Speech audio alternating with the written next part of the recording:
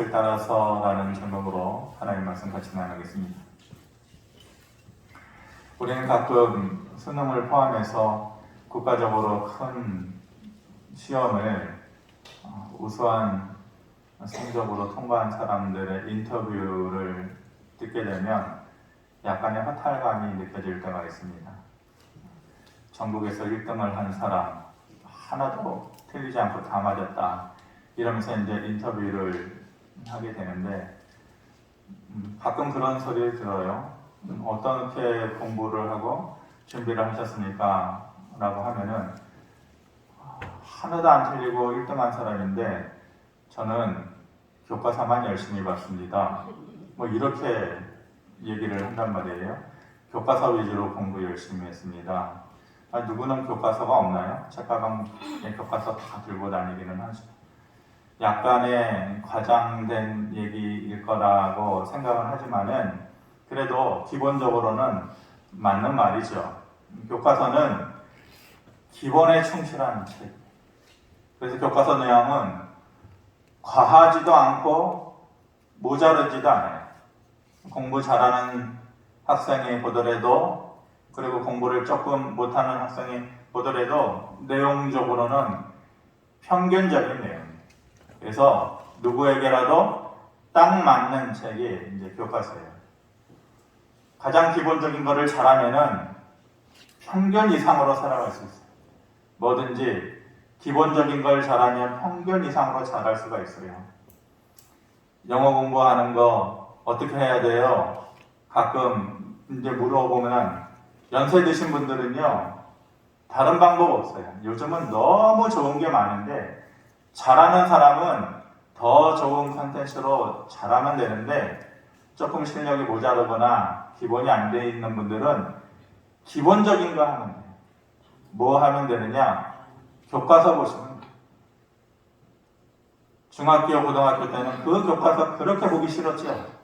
근데 지금 와서 보면은 아주 친숙하고 재밌어요. 그래서 중학교 1학년 조금 모자라다 싶으면은 중학교 1, 2학년 때 거부터 보면 되고, 나는 그 정도는 아니다, 그러면 중학교 3학년 때 거부터 보면, 요즘은 오디오도 다 있어서 읽고 들으면은 안 하니까 그렇지 다 잘할 수 있고 다 늘 수가 있어요. 교과서가 너무너무 좋아요. 공부하기.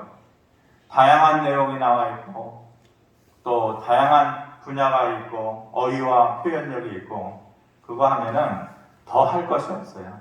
안 하고 자꾸 뭐만 찾아다니는 거죠. 더 좋은 방법, 더 좋은, 정작 안 하면서 그러니까 못하는 거예요.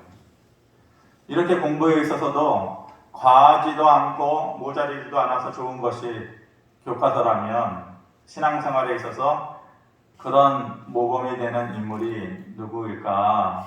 과하지도 않고 모자르지도 않아서 우리의 생각에 감히 따라해 볼 수 있는, 그래, 저 정도면 나도 할 수 있겠지라고 말할 수 있는 그런 사람이 누가 있을까? 누구를 여러분들은 후보로 꼽을 것 같아요? 그런 사람. 어떻게 알았나 싶었더니 제목에 나와 있군요. 예.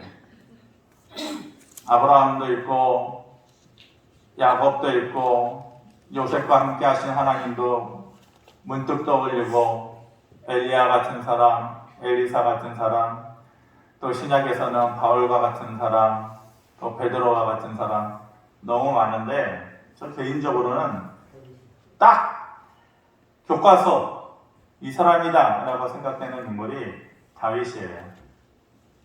시간 되고 틈만 나면 다윗의 삶의 내용에 대해서 살펴보고 싶고, 그의 믿음에 대해서, 인간관계에 대해서, 그리고 또 성공과 실패 등을 우리가 살펴봤으면 좋겠습니다. 오늘 다윗의 내용을 보면 우리가 잘 알고는 있지만은 그의 삶에서 실수와 허물이 참 많았던 사람이에요. 완벽한 사람이 결코 아니에요. 따지고 들어가면 끌어내릴 수 있는 내용들이 너무 많은 사람이 다윗이에요. 그의 인생에 평생 기억에서 지울 수 없는 실수가 있죠. 우리아의 아내 밧세바를 강제적으로 자기가 왕이라는 힘을 이용해가지고 자기 아내로 삼잖아요. 그래서 그 못된 행동, 남에게 눈물 뺀 그 행동을 보고 하나님께서 다윗을 향하여서 작정하신 것이 있어요. 내가 이것만은 너한테 꼭 하리라.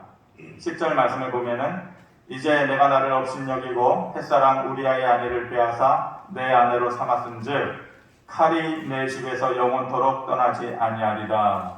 하나님께서 작정하셨어요. 이 일은 결코 내가 간과하지 않고 지나칠 수 없다.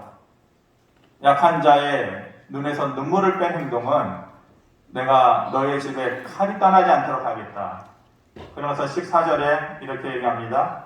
이 일로 말미암아 여호와의 원수가 크게 비방할 거리를 얻게 하였으니 당신이 낳은 아이가 반드시 죽으리이다. 바세바와의 사이에서 아이가 생겨났는데 그 아이가 반드시 죽을 것이다 라고 하나님께서 작정하시고 나단 선지자를 통하여서 다윗에게 얘기하는 것이죠. 마치 법원에 출두하라고 통지서를 받아놓고 이제 징계를 기다리고 있는 다윗이 지금 그 입장이에요. 부끄러웠겠죠. 그리고 긴장되고 하나님의 징계 앞에서 긴장되고 두려운 마음이 있었을 것이에요.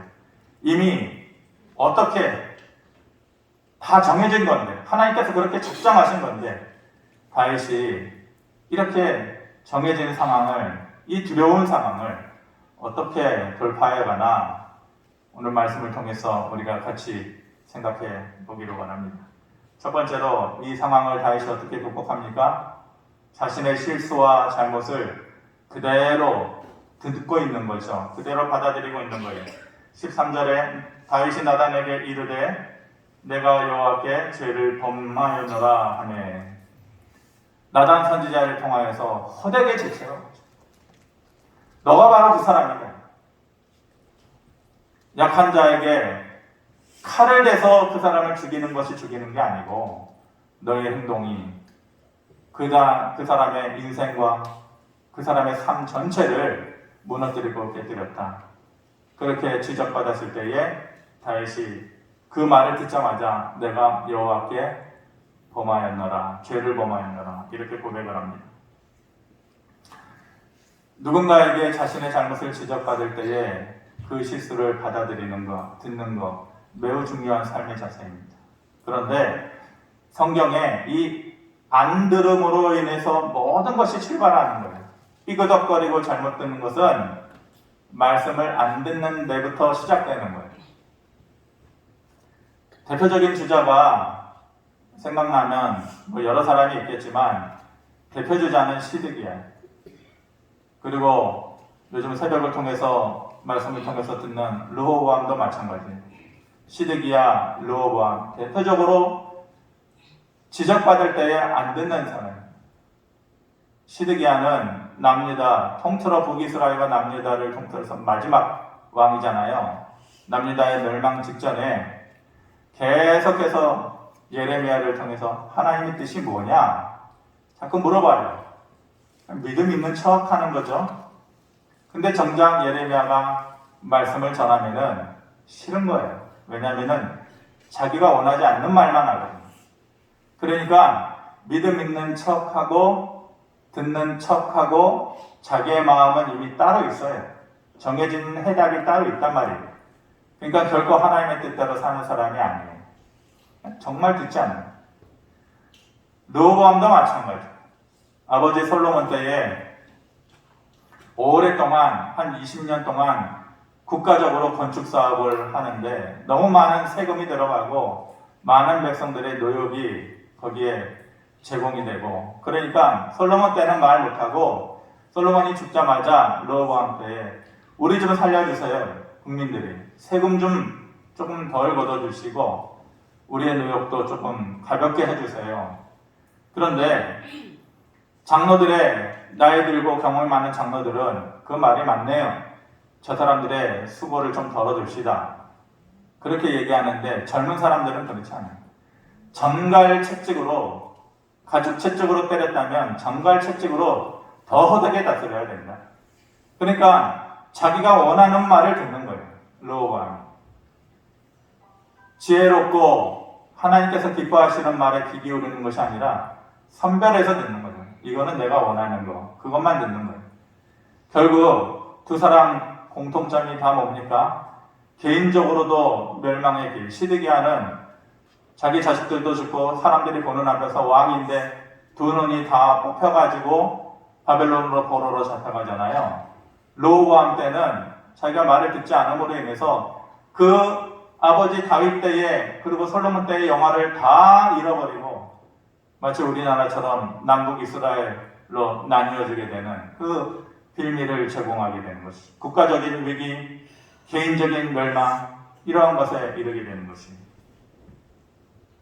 그거가 비교해보면 이 다윗은 참 불편한 얘기인데 귀담아 듣고 싶지 않고 흘려버렸으면 하는 얘기인데 그 얘기를 찬찬하게 겸손하게 듣고 인정하고 있는 것이죠.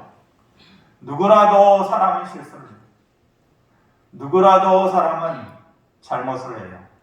그것을 지적받았을 때에 들을 줄 아는 것, 거기에서 희망은 출발을 해요. 저는 어떤 사람이어도 많이 배운 사람이건 적게 배운 사람이건 나이가 지긋이 있는 분이건 아니건 이런 자세를 갖춘 사람이라면 사람에게도 용서받을 수 있고 하나님에게도 용서받을 수 있다. 그 사람은 또 다른 삶의 기회를 가질 수 있다라고 저는 그렇게 봅니다. 첫 번째는 그것이고, 두 번째로 그 상황을, 그 두렵고 긴장된 징계를 앞둔 상황을 다윗이 어떻게 돌파하느냐. 정해진 상황 앞에서도 다윗이 기도를 포기하지 않고 끝까지 기도하는 것이죠. 14절 말씀 중에 아까 우리가 봤지만은 태어난 아이가 죽을 것이다 그렇게 얘기하는데 어떻게 죽느냐, 그 앞에 한마디가 더 붙어요. 반드시 죽을 것이다. 밧세바와 다윗 사이에 아이가 생길 것인데 곧 죽을 거야. 그런데 반드시 죽을 것이다. 하나님께서 꼭 그렇게 하시겠다는, 여지없이 그렇게 하시겠다라는 거예요. 그러면 끝난 거잖아요. 이미 상황 종료된 거잖아요. 할 게 없죠. 그런데 다윗이 어떻게 하느냐, 16절에 보면 우리 같이 한번 읽어보겠습니다. 16절 시작. 다윗이 그 아이를 위하여 하나님께 간구하되 다윗이 금식하고 안에 들어가서 밤새도록 땅에 엎드렸으니, 이미 끝난 거예요. 하나님께서 말씀하시기를 성경에 두 번 반복해서 얘기하는 거든지 혹은 그 앞에 반드시라는 말이 들어가면은 하나님께서 분명히 그렇게 하시겠다라는 거예요. 예외 없이. 그러면 상황이 끝난 것인데 정해진 결과 앞에서도 하나님의 마음과 뜻을 돌이키기 위해서 끝까지 매달리고 구하는 그러한 모습을 지금 다윗이 보여주고 있는 것이죠. 다윗이라는 사람하고 사울이라는 사람은 여러 가지 면에서 생각에서나 삶에서나 믿음에서나 아니면 국가 통치하는 모습에서나 여러 가지 비교되는 점이 많은데, 한 사람은 기억될 수밖에 없는 삶이고 한 사람은 버림받을 수밖에 없는 삶을 살아요. 이게 둘의 큰 비교점이에요. 사무엘상 15장에 보면은 사울왕에 대해서 이 상황과 똑같은 경우를 얘기하는데 뭐라고 얘기하냐면은 이스라엘의 지존자는 거짓이나 변개함이 없으시니 그는 사람이 아니심으로 결코 번개하지 않으십니다. 이게 누구 얘기냐면은 사무엘 얘기예요. 사무엘이 사울왕을 보고서 안 되겠다. 하나님께서 너를 이스라엘의 1대 왕으로 세워놨지만 하나님께서 후회하고 계셔. 너가 처음에 믿음을 그렇게 버리고 이렇게 망가진 모습으로 살아가니까 너의 나라와 너의 왕권을 빼앗아서 다른 사람에게 줄 것이다. 하나님께서 반드시 그렇게 하실 것이다 라고 얘기하면서 뭐라고 얘기해요? 이스라엘의 지존자는 누구예요? 하나님. 하나님은 거짓이나 변개함이 없으시다. 이게 무슨 얘기냐면은 하나님은 인생이 아니다. 이거 사람이 아니다. 이거 후회할 일을 만들지 않는다. 하나님은 다 알고 계시기 때문에 뭘 하든지 간에 이미 결정된 사항은 후회할 만한 일을 미리 결정하고 하시는 분이 아니다. 사람과는 다르다 이거예요. 그러니까 되어질 일을 분명히 아시기 때문에 지금 작정하신 일은 반드시 그렇게 하신다. 중간에 내가 실수했구나. 이거 바꿔야겠구나. 안 해야겠구나. 그럴 일이 절대 없다라는 것이에요. 그러니까 사울 왕을 보고서 너는 끝이야. 왕으로서 너는 여기가 끝이야. 그렇게 얘기하는 그 하나님의 말씀은 틀림없이 이루어질 거다. 하나님이 임생이 아니니까 실수함이 없으실 것이다. 이미 정해진 사실을 얘기하는 거죠. 그런 상황 가운데에서 다윗과 사울이 극명한 대조를 이루어요. 다윗은 정해진 앞에서도 금식하고 땅바닥에 밤새 엎드려서 하나님께 구하잖아요. 근데 사울 왕은 그 평생에 엎드림이 없어요. 그 평생에 눈물이 없어요.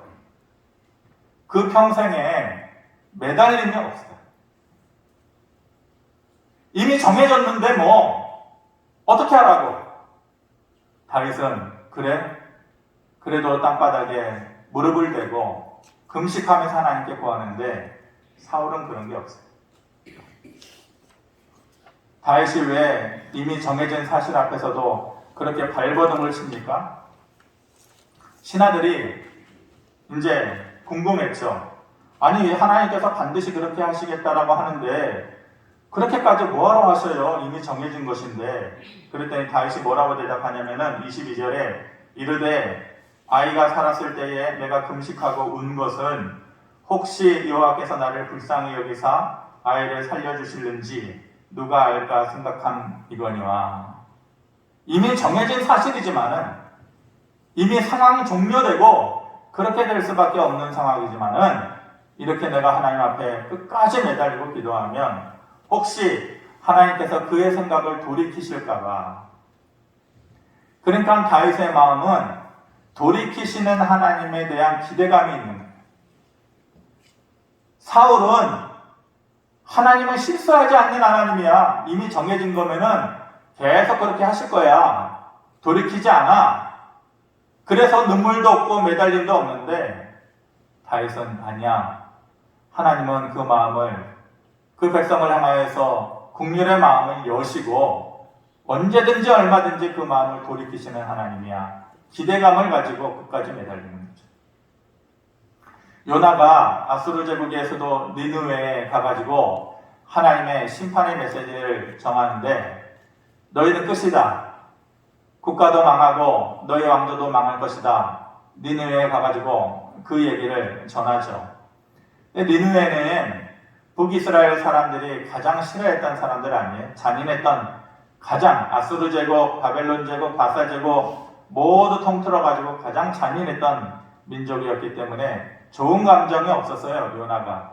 근데 어떻게 해요? 하나님께서 가서 전하라고 하니까 전했죠. 그런데 전하면서도 생각지도 않았어요.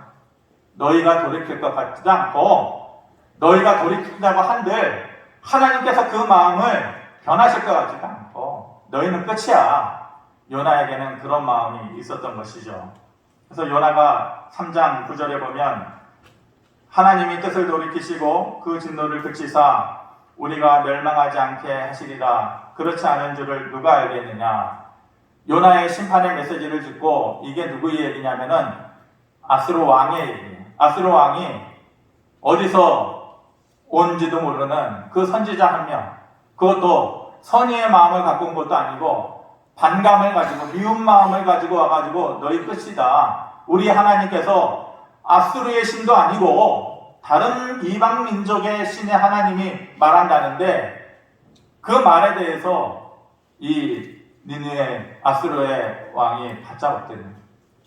베옷을 입고 금식을 하고 무릎을 꿇고 죄를 머리에 뒤집어 쓰면서 혹시 그 하나님께서 마음을 돌이키셔서 우리를 향한 진노의 칼을 거두시지 않을까. 백성들 앞에서 왕이 솔선수범해서 눈물로 하나님께 매달리고 있는 거죠.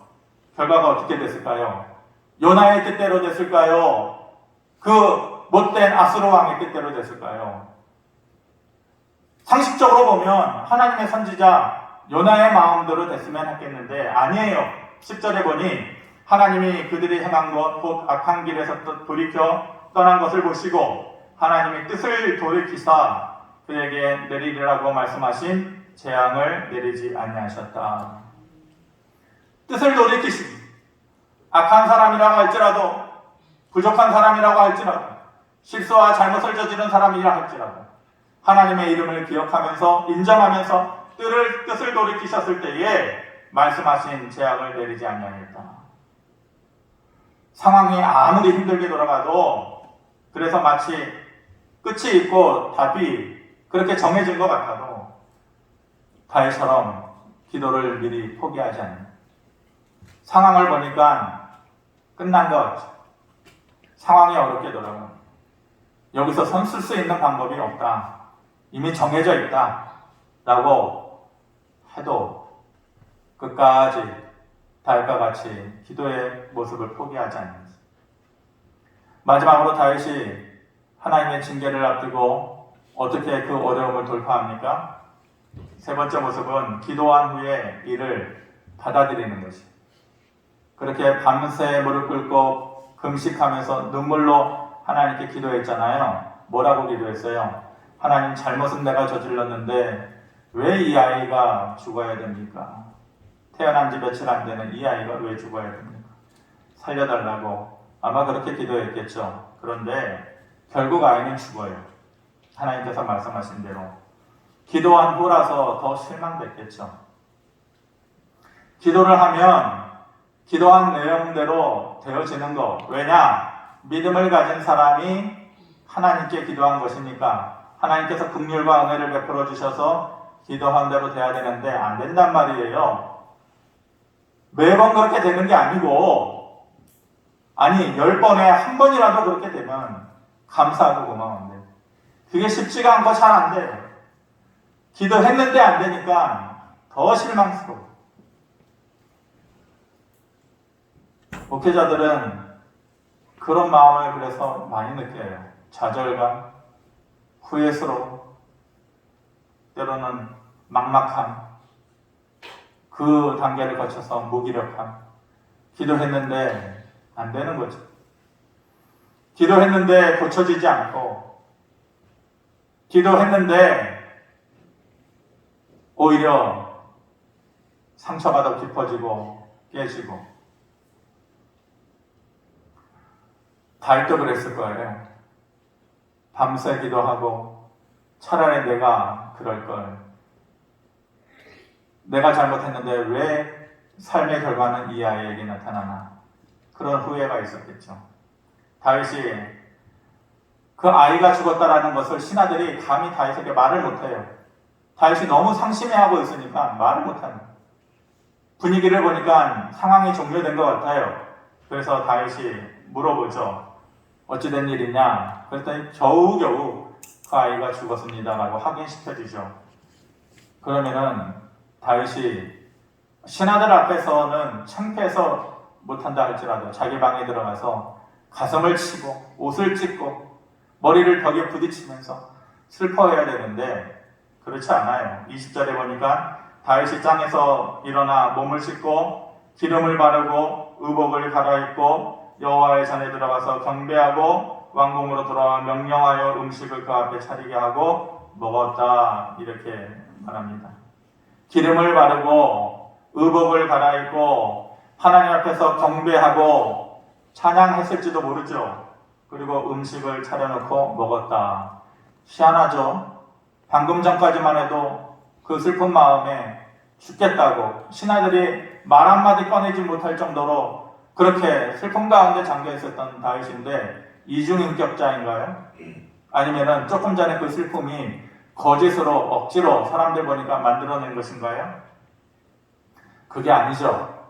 하나님의 뜻으로 받아들이는, 내 앞에 놓인 이 상황에 하나님의 뜻이 있음을 그대로 받아들이는 것입니다. 그리고 거기에는 또 다른 믿음이 포함되어 있어요. 단순히 그래 여기까지가 끝인가 보다. 단순히 하나님의 뜻을 받아들임만이 아니라 거기 안에는 또 다른 믿음이 들어가 있어요. 뭐냐?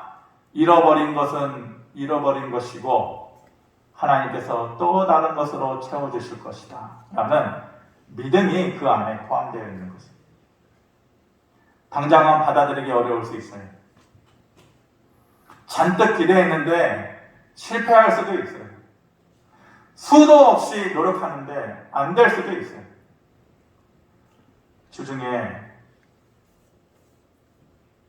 그런 전화를 받고 얼마나 마음이 안 좋을까. 해도 안 되는 경우가 있잖아요. 기도하고 하나님의 때를 기다리면서 하는데 그 안 될 때의 그 마음이 느껴지는 거예요. 내 가슴도 먹먹하고 전화기를 놓으면 답답하죠. 그럴 때가 있어요. 불합격 통보를 받고 나서 아무한테도 말 못하고 그냥 멍하니 있어야 하는 그 숱한 날을 왜 몰라요? 또 누군가를 먼저 떠나보내기도 해야 되고 기도했는데 당장 받아들이기 힘든 사실이 있다면 좀 다행인 것은 오늘 장례를 지난 주일 중에 치른 집사님이 오늘 저한테 미리 전화를 주셔서 목사님 이번 주는 어머님 교회에 먼저 가서 예배를 드리고 다음 주에 나와야겠습니다. 사실 그 집사님의 생각이 났어요. 상황을 듣고 장례식장으로 내려가는데 전혀 지병이 있었던 것도 아니고 물론 조금 연세가 있으시니까 당뇨는 좀 있었지만 갑자기 아무런 병원 신세 진 것도 없고 또 전조 증상도 있었던 것도 아니고 전혀 그런 게 평상시 때 없었는데 일 보시다가 갑자기 돌아가요. 심장에 무리가 돼서 손 쓸 틈도 없이 아직 아버님 연세도 그렇게 많지 않아요. 근데 저는 이 집사님을 제가 이 교회에 오고 나서 그 집사님이 우리 교회에 나오셨는데 아이들을 둘을 데리고 비가 오나 눈이 오나 참 어려운 일, 쉽지 않은 일이 아니라 정말 어려운 일을 6년, 7년 그렇게 해오는 것을 제가 보면서 참 귀한 분이다 라고만 생각했는데 이번에 내려가서 얘기를 듣다 보니 참 목사보다 나은 평신도가 정말 많구나 그런 생각을 하게 됐어요. 그 아버님 소식을 듣고 곧바로 서울에서 내려가는데 얼마나 황망하겠어요. 갑작스러운 비보에. 그런데 우시면서 얘기하는데 그 마음이 전달이 돼요. 하나님 왜 그러셨어요? 하나님 어떻게 된 일이에요? 그게 아니고 하나님 감사합니다. 그 얘기가 나오더래요. 아니 아버지가 죽었는데 감사하다라는 말이 어떻게 나와요? 그 상황을 그대로 하나님의 뜻이 있음을 받아들이면서 그 아버님이 평상시 때 신앙생활을 그렇게 썩 깊이 있게 하신 분은 아닌데 돌아가시기 전에 그래도 하나님 믿는 믿음을 고백하시고 가셔서 그 마음 가운데 위로가 되고 소망이 되고 모든 것은 하나님의 뜻 안에 달려있다. 내려가는 길에 그런 마음이 들더래요. 그러면서 하나님 살려주세요. 제발 좀 그렇게 해주세요. 상황이 그렇게 끝난 줄 모르고 근데 그 말이 아니라 그 기도가 아니라 하나님 감사합니다. 그 얘기가 나오더래요. 그러면서 우시더라고요. 하나님이 하신 일에 대해서 기도한 후의 일에 대해서 받아들이는 것.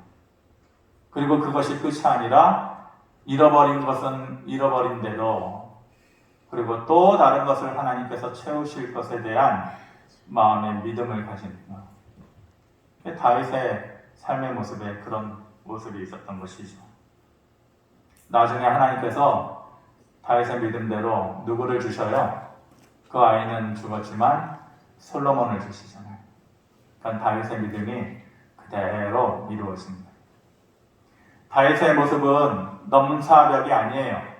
우리가 봤을 때 넘을 수 없는 벽과 같은 모습이 아니에요. 교과서와 같아서 믿음이 좀 좋은 사람이나 혹은 믿음이 좀 좋지 못한 사람이나 다 따라서 할 수 있는 일이에요. 다윗이 교과서적인 해법을 보여준 것이 뭡니까? 자기의 실수와 잘못에 대해서 일단은 들을 줄 아는 거예요. 그리고 상황이 끝났어. 이 정도면은 이제 끝이야.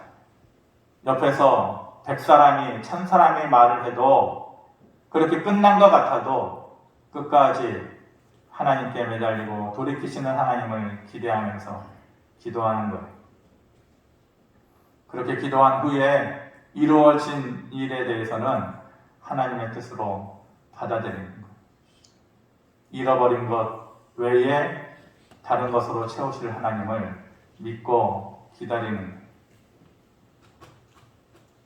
이 정도는 우리도 할 수 있어야 되지 않겠습니까? 이러한 모습으로 우리의 삶을 살아갈 수 있게 되기를 바라고 다윗이 누린 하나님의 은혜를 우리도 누릴 수 있게 되기를 바랍니다. 고마우신 아버지 하나님, 다윗의 삶의 모습 속에 이미 사람들은 끝났다라고 하는 상황 가운데서도 끝까지 돌이키시는 하나님에 대한 기대를 저버리지 않았던 것, 아버지 하나님, 우리에게도 그런 믿음이, 그런 삶이 있기를 원합니다. 행여 내 뜻대로 되지 않는 슬픔의 상황 가운데 놓인다 할지라도 하나님께서 잃어버린 것은 잃어버린 것이고 또 다른 것을 채우시는 아버지이시다 하는 믿음을 우리가 가지고 상황 속에서 불평이나 원망하지 아니하고 오히려 묵묵히 하나님을 바라볼 수 있게, 그런 믿음을 소유할 수 있게 주의 은혜를 더하여 주시옵소서. 예수님의 이름으로 기도합니다. 아멘.